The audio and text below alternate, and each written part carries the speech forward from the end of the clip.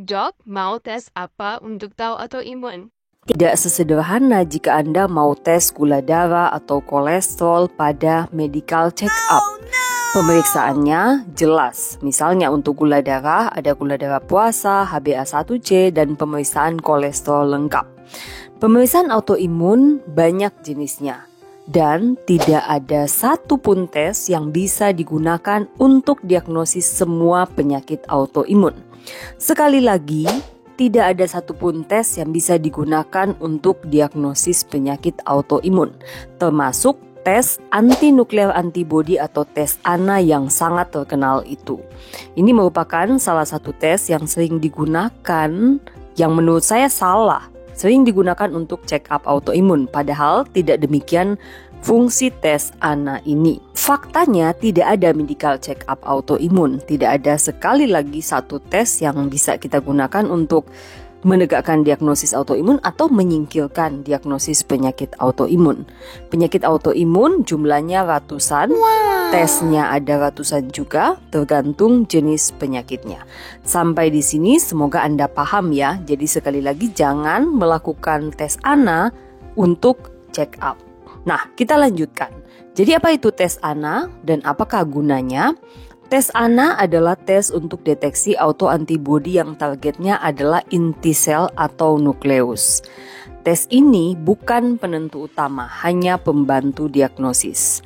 Kata kuncinya adalah pembantu diagnosis. Jadi tidak serta-merta ANA Anda positif, Anda pasti autoimun, dan tidak berarti ANA negatif bukan autoimun, karena ada banyak sekali penyakit autoimun dengan hasil tes ANA yang negatif. Jadi, bagaimana diagnosis penyakit autoimun? Nah, begini ceritanya. Tergantung keluhan Anda apa. Salah satu keluhan autoimun adalah sakit sendi yang berkepanjangan pada banyak sendi. Kondisi ini disebut dengan poliartritis. Jadi saat Anda mengeluh sakit pada banyak sendi, dokter mungkin akan mencurigai beberapa kemungkinan diagnosis. Misalnya rheumatoid arthritis, lupus, spondyloarthritis, Sjogren, atau ankylosing spondylitis. Dan kemudian Anda akan diminta untuk melakukan tes sesuai dengan kecurigaan dokter.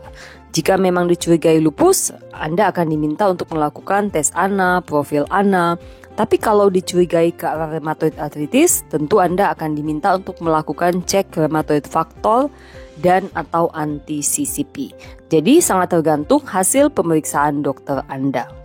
Namun, apakah cukup dengan tes ANA positif saja Anda didiagnosis lupus? Nah, ternyata tidak demikian.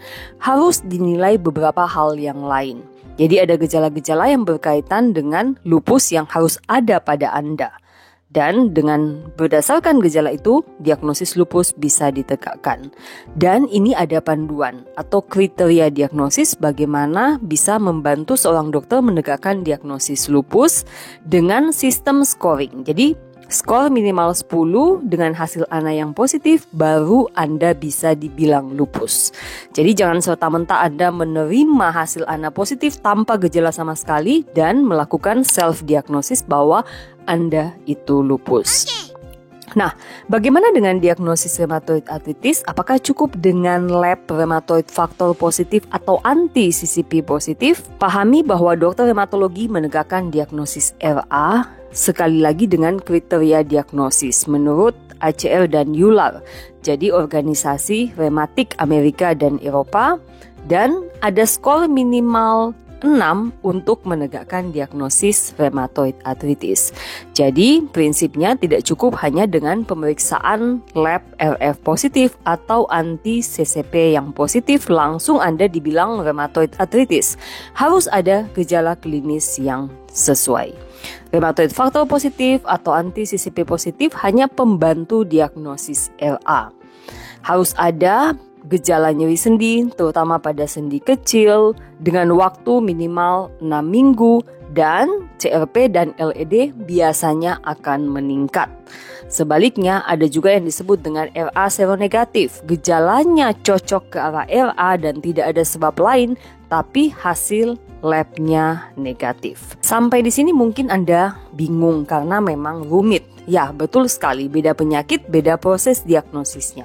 Contoh penyakit autoimun yang lain adalah psoriasis. Psoriasis merupakan suatu penyakit autoimun dengan gejala utamanya adalah pada kulit.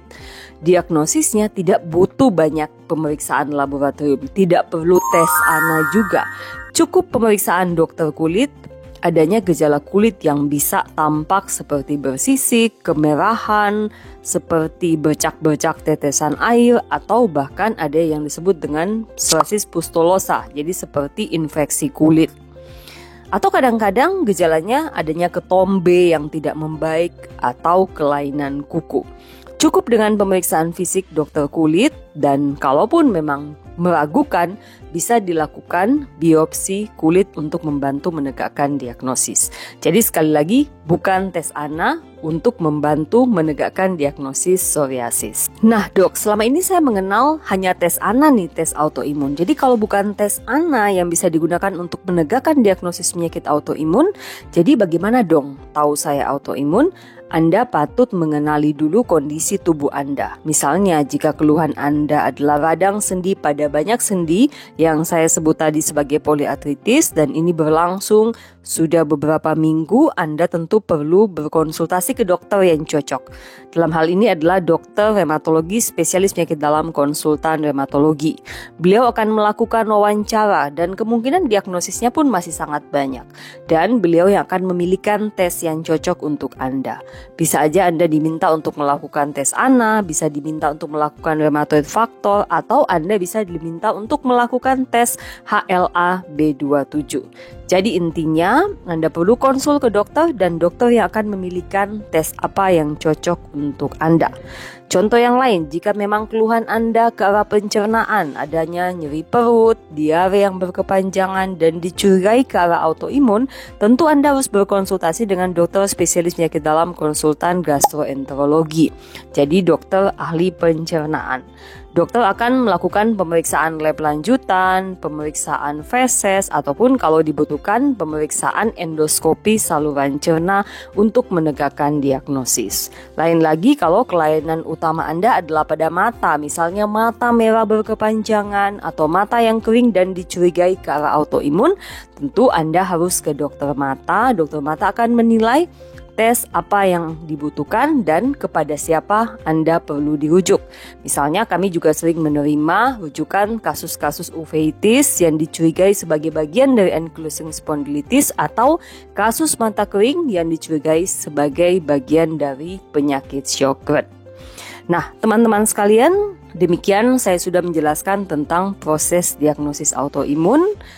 Yang pasti apabila Anda ada keluhan, konsultasi dulu ke dokter, jangan melakukan pemeriksaan mandiri untuk menegakkan diagnosis autoimun.